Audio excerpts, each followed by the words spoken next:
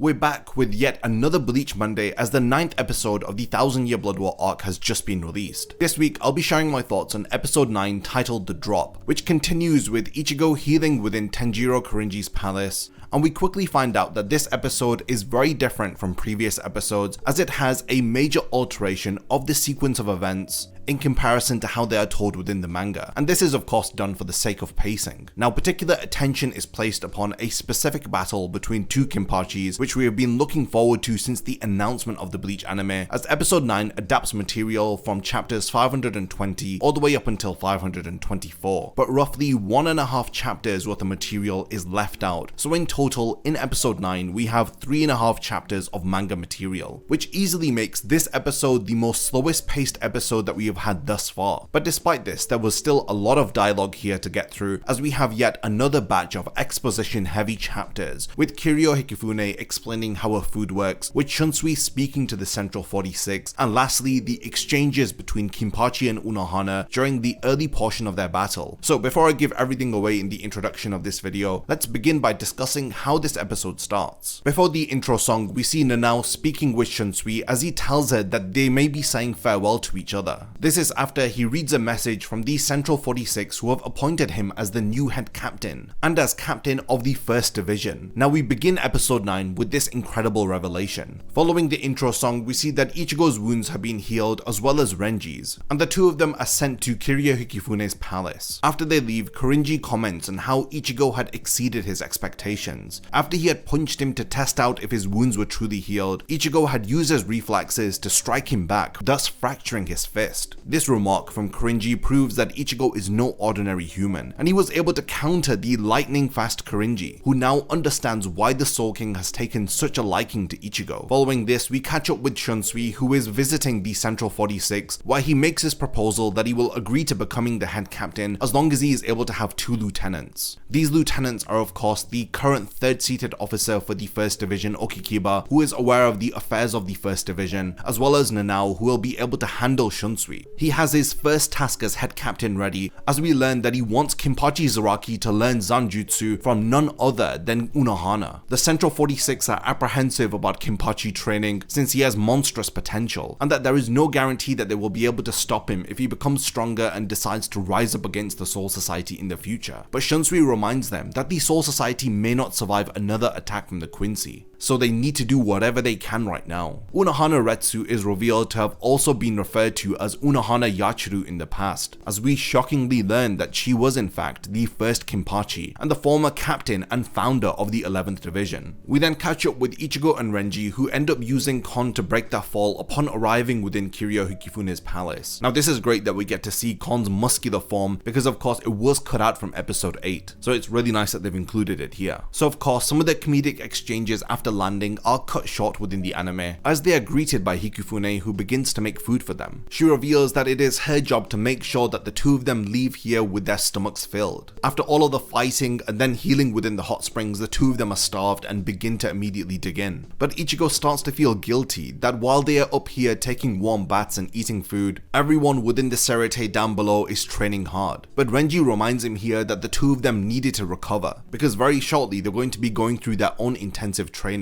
which they can only partake in if they have a healthy body. Adding to Renji's very wise words here, Kiryu returns, but she's in a slender, slimmer form. She reassures Ichigo by saying that everything that they're currently partaking in is on the scale of the Soul King. Each palace that they visit is enriched by the power of the Soul King, as well as being enriched by the million-year history of the Soul Society. So all of the healing and the food that they're eating far exceeds anything that they may find within the Serete. And most importantly, they need to heal and recover within her palace so that they don't end up dying in the next one. She also goes on to explain why her physique has suddenly changed, as she states that she uses up all of her spiritual pressure while cooking, which results in her losing a lot of weight, and this is why she needs to stay fat, otherwise her body won't be able to handle the cooking that she does. We learn that her food is filled with the essence of her spiritual pressure, and this very spiritual pressure is inserted into the body of anybody who eats her food. So hopefully they should now have some spiritual pressure that's originated from one of the 0 Division members powers dwelling within their body. Now this will benefit them greatly when they go to the next palace, which belongs to none other than Uetsunimaya, who we learn is the creator of the Zanpakuto. Now when I was speaking about 1.5 chapters worth of material being cut from this episode, this of course is all of the material involving Ichigo and Renji at Uetsunimaya's palace. Chapter 522 is about them arriving at his domain, while the first half of chapter 523 involves the two of them actually beginning their training. Now all of this material is actually cut from this episode and saved for a later one so that we can immediately cut to Muken as we begin Kenpachi's training with UNOHANA. She reveals that they were only authorized to train within Muken because of its infinitely large area, so they're able to now freely swing their blades without worrying about causing any damage to the surroundings or to anyone else. Kenpachi states that it is fitting that the two of them are within Muken, because without their incredible power they are nothing more than just criminals. UNOHANA states that Kenpachi has no power at the moment, and this is why she had suggested that they train within Muken. Kenpachi takes this as a hint that if he wins their battle he will remain as a captain, but if he loses this fight then he will die as a criminal, thus confirming that this fight between the two of them is in fact a life or death battle. The two of them then reveal the scars on their body left by the other, as UNOHANA's scar is located on her chest, which is typically covered by her hair. Meanwhile, we know all about Kenpachi's scar, which has always been on his face, but we finally learn that it was UNOHANA that had given it to him. As their battle commences, we cut to Shunsui, who thinks back about the original Gote 13. He comments on how they were the ultimate team, as we find out that UNOHANA was the founder of the 11th division, as her leadership had built the foundations of the division for what it is today, which is a squad that is focused on swordsmanship and direct combat. Now before Yamamoto had appointed her as a captain, she was known as one of the most notorious criminals within the Soul Society because of her incredible skills with her blade, and after she had mastered several styles of swordsmanship, she had ended up giving herself the name Yachuru, which means 8,000 styles. Shunsui comments on how he had referred to UNOHANA training Kenpachi as a lesson in swordsmanship, but in actuality this again is a life or death battle, and only one of them will survive at the end of it. We see Isane crying after she reads a note left behind by UNOHANA, and we see Kenpachi's lieutenant Yachuru looking upset after she sees Kenpachi's eye patch that he has left behind. The anime does in fact have some very impactful added content here, as we see the two captains clashing while their lieutenants react to the two of them beginning their fight to the death. We see some pretty intensive exchanges, but Kenpachi appears to be losing at the onset of their battle. UNOHANA does comment on how he has removed his eye patch, but with it removed it only highlights the extent of his power, which ends up disappointing her. She calls him weak as she effortlessly pushes him back and uses her free hand to strike his shoulder. We see her criticizing Kenpachi for not doing the same, stating that it's difficult to believe that he is enjoying their fight when he isn't taking advantage of every opportunity to best the opponent. Contrastingly, Kenpachi himself is also disappointed as he states that she has changed, as he didn't expect her to use such cheap tricks just to wound him by using a concealed blade to stab his shoulder. He exclaims that she has changed from the person that he had admired from the past, but she yells back that how dare he admire the enemy while in battle, reminding him that she hasn't changed at all, because during their first battle he didn't give her a single opportunity to even be able to use such a cheap trick. Here of course she is insinuating that it is Kenpachi who has changed as he has become weaker over time. Kenpachi gives us an explanation about why he had admired her in the first place, as he recalls in the past he would cut anything and everything in sight, but it had all ended up losing meaning to him. He was just swinging his sword in the dark without any enjoyment, but that is until he was challenged by UNOHANA back when he was just a child. For the first time in his life he had felt fear while in battle. It was an addictive feeling for him. He had enjoyed himself during their fight, he had begun to admire her and had a desire of wanting to fight like her. We see just how much this means to him as Kenpachi begins to cry, as he understands that he is now going to die by her hands without ever having the chance to have beaten her. He then hallucinates that he's been pierced through the throat, but this in fact is just the bloodlust that is emanating from UNOHANA, which affects Kenpachi mentally, as he goes so far as to imagine himself being defeated.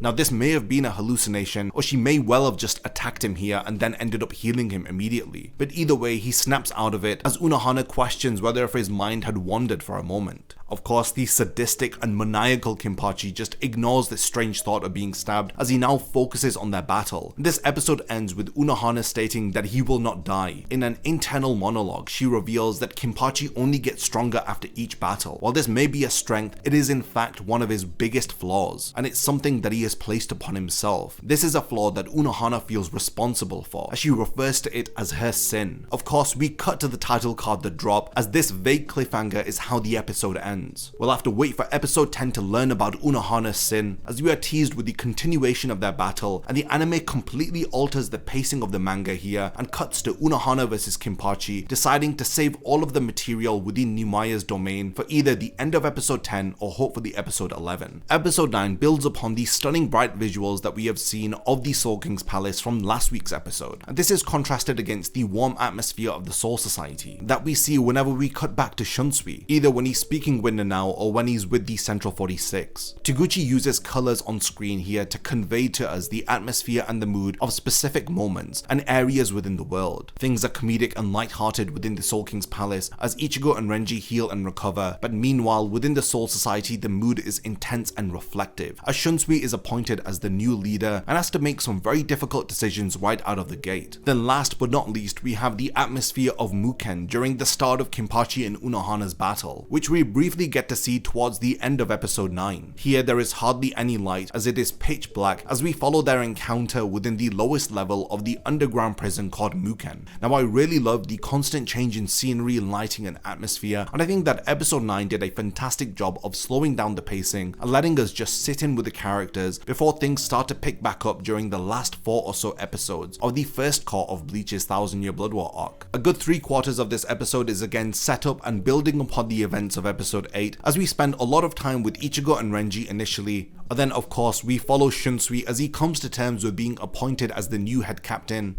And things really begin to pick up as Shunsui reveals his first order, which is to have UNOHANA teach Kenpachi Zanjutsu. The remainder of the episode takes place within Muken, and it features my highlight of this episode, which is the change in character of UNOHANA, as she is depicted masterfully within the anime. Her voice actress does a great job with conveying the sinister nature of UNOHANA Yachiro, with the animation and visuals doing a lot of justice to the manga here. This episode teases us for the real battle, which is hopefully going to take place in episode 10, which I'm really excited to see. So with all of this said, what was your highlight for episode 9 The Drop? Did you enjoy seeing UNOHANA finally battle Kenpachi? What did you think of the scenes at Kiryu Hikifune's palace? Did you enjoy the justice that they did to a slimmer form? I can't wait to read all of your thoughts about the 9th episode of the 1000 Year Blood War arc. And as always, I'll be back tomorrow with a complete manga versus anime comparison of this week's episode. So definitely stick around for that. And lastly, thank you for making it to the end of this video, and I can't wait to see you in my next Bleach video.